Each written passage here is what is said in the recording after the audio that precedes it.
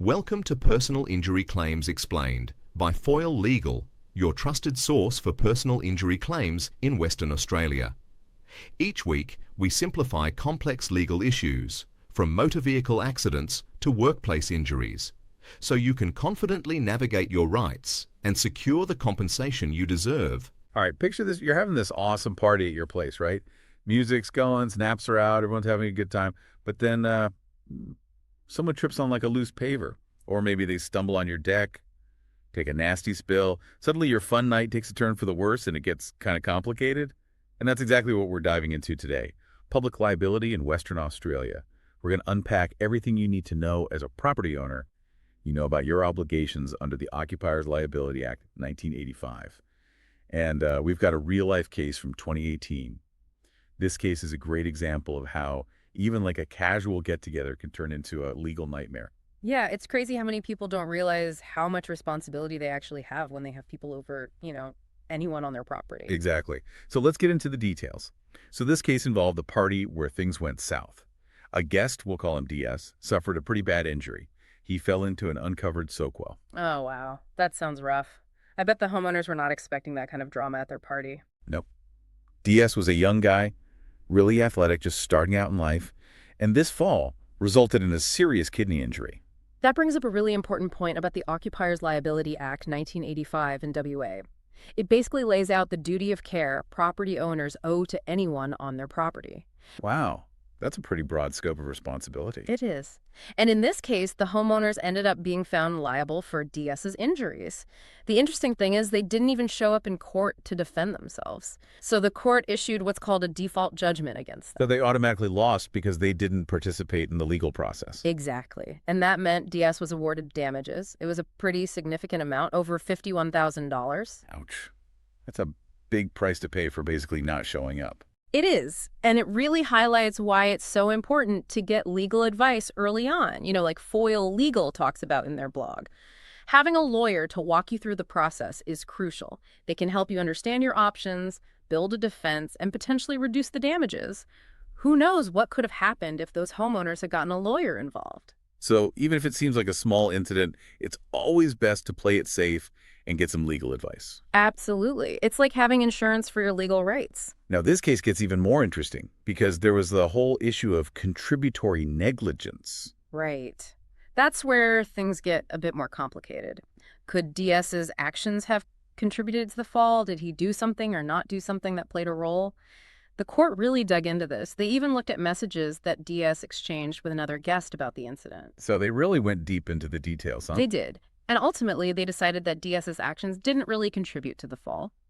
But the concept of contributory negligence is something that every property owner needs to understand. Because if DS had been found partially responsible, the amount of damages awarded could have been lower. Exactly. The court can divide the blame. So let's say they found DS 20% responsible. The damages could have been reduced by that much. So contributory negligence is something to keep in mind. But in this case, it didn't apply. But let's say the homeowners had, taken some basic precautions, like putting a cover on that soak well. Maybe the whole thing could have been avoided. Exactly. That's why it's so important for property owners to be proactive. It's not just about reacting after something happens. It's about preventing it in the first place. So we're talking about regular maintenance, checking for hazards, being aware of potential risks. Absolutely. And it's not just about physical safety either. Think about lighting. Is your property well lit at night? Are the walkways clear? These things might seem small, but they can make a huge difference. It's almost like you're creating a safe environment, not just for your guests, but for yourself, legally speaking. Yeah, that's a great way to put it. You're minimizing your risk. And even if you do everything right, accidents can still happen. That's where documentation comes in. Right, like keeping records of your maintenance, maybe even taking photos of your property, regularly. Right. Just to show that you're being proactive. Exactly. And if something does happen, detailed notes are so important. What happened when, where, who was involved, witness statements if you can get them. These details can be really valuable if someone decides to file a claim against you. It sounds like putting in a little effort up front can save a lot of headaches down the road. Definitely. Think of it as an investment in your peace of mind. Okay, so going back to DS's case, the article mentioned that he made a pretty amazing recovery. He even ended up playing for the Perth Glory youth team. So how did that factor into the damages that were awarded? That's a good question. Diaz did recover physically, but the court took into account the long-term impact of the injury. Medical experts testified that he lost 20% of his overall kidney function. That's permanent damage. So even though he was back on the field, there were still lasting consequences. Absolutely. There is the increased risk of health problems down the line and the potential impact on his athletic career. The court even considered the psychological effects, the fear of re-injury that he might have to deal with. So they really looked at the big picture, Yeah. not just the immediate physical injury. Right. They considered how his life was disrupted, the possibility of missed opportunities. It's not just about fixing the problem, it's about compensating for the ripple effects of that injury. Wow, this is really eye-opening. It's Yeah. making me rethink my whole approach to having people over and just being a property owner in general. That's what we're here for. We want to give our listeners the information they need to make smart decisions. Now, the article also mentioned that DS had gotten a partial scholarship to a university in the U.S., but he deferred it to focus on soccer. Did that come up at all in the discussion of damages? It might have. The court often considers lost opportunities.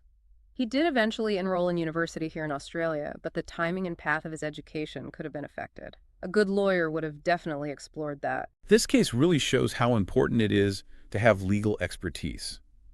It's like trying to navigate a maze, and a lawyer can be your guide. Exactly. They understand the ins and outs of the law. They know what arguments to make, what evidence to present. They can really help level the playing field. So finding the right lawyer is crucial. But where do you even begin? Start by doing your research.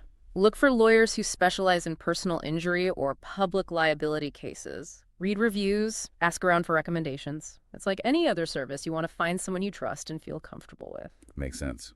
So we've covered a lot of ground here, from the Occupiers Liability Act to safety precautions, documentation, and legal help. What would you say is the most important takeaway for our listeners today? I think the biggest thing is awareness.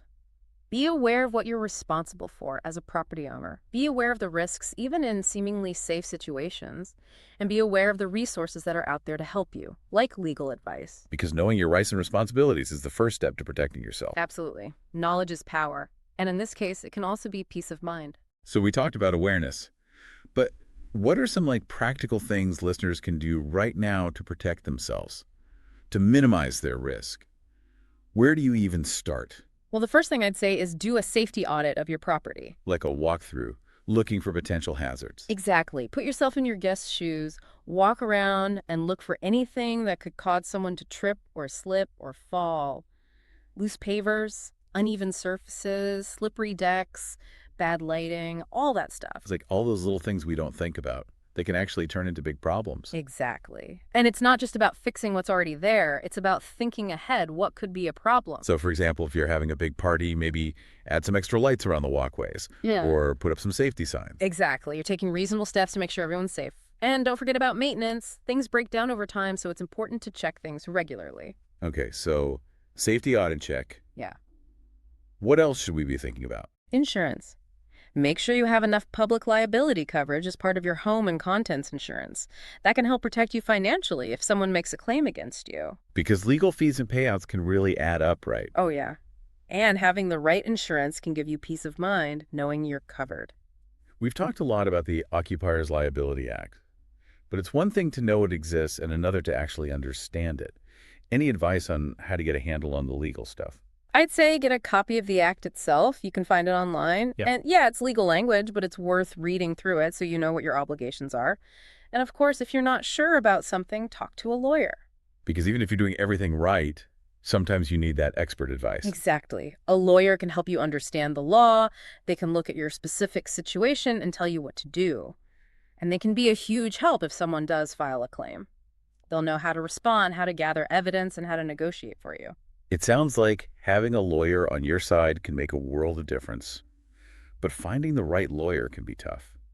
Any tips? Do your research. Look for lawyers who specialize in personal injury or public liability. Ask for recommendations from people you trust. Most lawyers offer a free consultation, so you can meet with a few and see who you click with. That's a great idea. Because in the end, you want someone you trust and who understands your needs. Exactly. Having that relationship with the lawyer can give you confidence, Yeah. knowing that you have someone in your corner who can help you deal with these situations. All right, so let's recap. We talked about safety audits insurance, understanding the Occupiers Liability Act, and finding a lawyer. Anything else we should mention? I think the main thing is to remember that being a responsible property owner doesn't have to be this huge burden. It's about taking steps to create a safe environment and knowing what you're responsible for. And remember, you don't have to do it alone. There are resources out there to help you, including legal professionals. That's so true. Knowledge is power. And in this case, it can also give you peace of mind. Knowing what you're responsible for can make you feel more confident and in control. Absolutely. It's about being proactive, informed, and prepared. Well said. So to our listeners out there, imagine you're having that party again, but this time you know all about public liability. How does it feel? Hopefully a lot more secure. Remember, taking precautions, understanding your obligations, and getting expert advice when you need it can make all the difference. You got this. And that wraps up our deep dive into public liability in Western Australia. Thanks for joining us, and remember, stay curious, stay informed, and stay safe. Thanks for tuning in to Personal Injury Claims, explained by Foyle Legal. Remember, this podcast is for informational purposes and isn't legal advice. For advice specific to your situation, visit us at Foyle Legal. And don't forget to subscribe or leave a review.